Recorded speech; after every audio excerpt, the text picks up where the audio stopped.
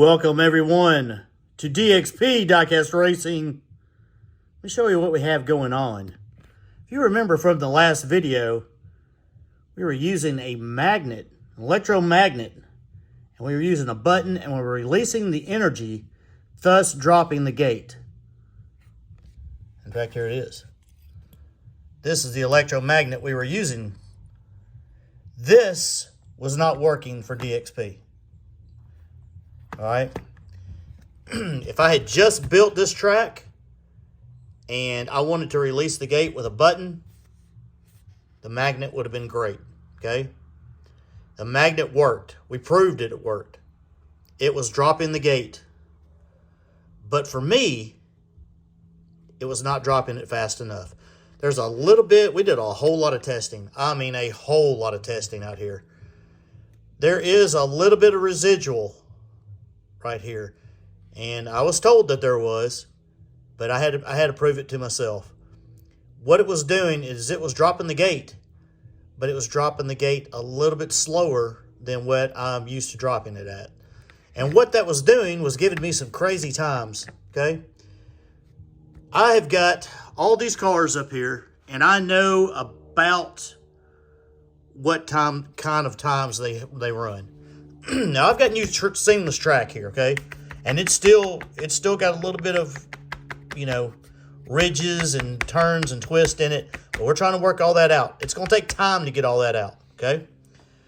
But what I was still getting was crazy times. My times had sped up about 50, 60, sometimes 70 thousandths, okay?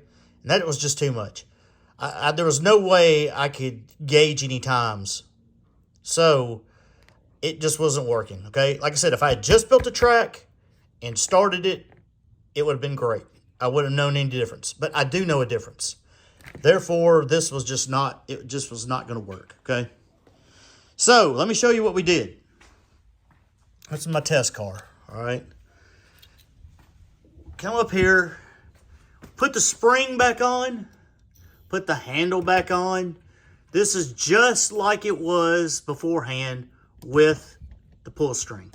We took the pull string off and we went with an automatic actuator, okay? Same deal. The button energizes it and it pulls it. That's all it does. Except it pulls it really fast. This is pretty beefy, pretty big. It's 3 amp. It's got a 25 millimeter stroke in here. But I did that for a reason, okay? The higher amperage makes it goes real quick, okay? Just like what it would do if I pulled it. So we set it, come over here, push the button, and it releases it. All right? Set it. See if I can get a good shot. See if I can reach the button over here. And it releases it. So that's what we're going to do. This is what we're going to work with. Let me show you. This car right here, this is the test car, okay? This car was running, I don't know, 2,400, something like that, 2370s, 24. Let me show you what it's running now, okay? Without the magnet and with the actuator.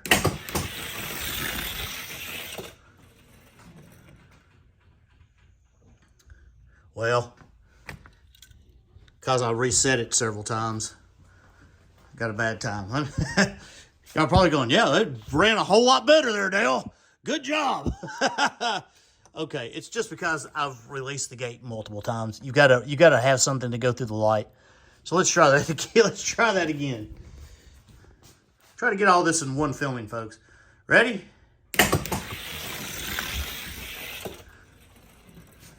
$23.01. So much better. I mean, so much better on times. Here, we'll do it again. Just like normal. Start it. Put it up here. Got it ready to go. Come down here and see if you can get me pushing the button. I'm probably gonna have to change this button out to just a push button. $22.92. Now these lighter cars, we got a little bit of variance, but you see what I'm talking about. The times are so much better. They're more along the lines of what we're used to, which is great. Which is great. So we just set it, make it real simple. Everybody keeps talking about the start gate, how beefy it is. Yeah, it's pretty beefy, but you know, you make it out of what you got.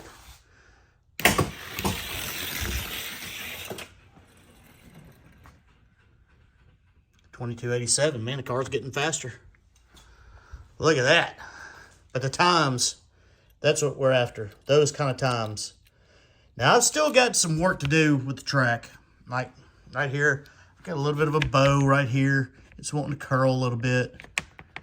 Got some issues, but it hasn't gotten super hot. Today was the warmest day it has been since I put the track on, and I think it got to 68 today.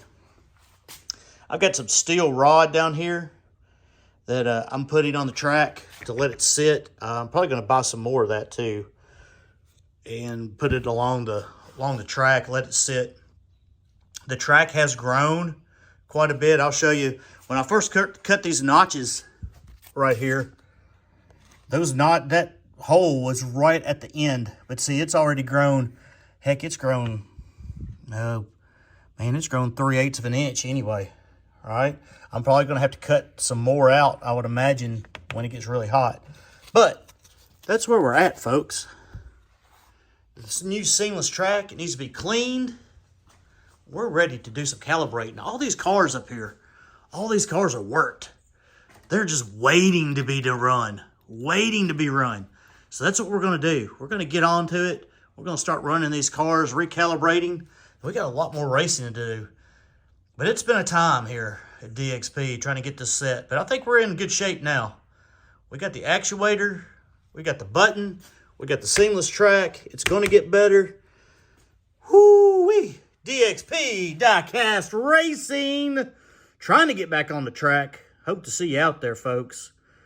Ask some questions. You'll get some answers. Trying our best here. Do what we can do to make this thing work. Because we're ready to race. DXP Diecast Racing.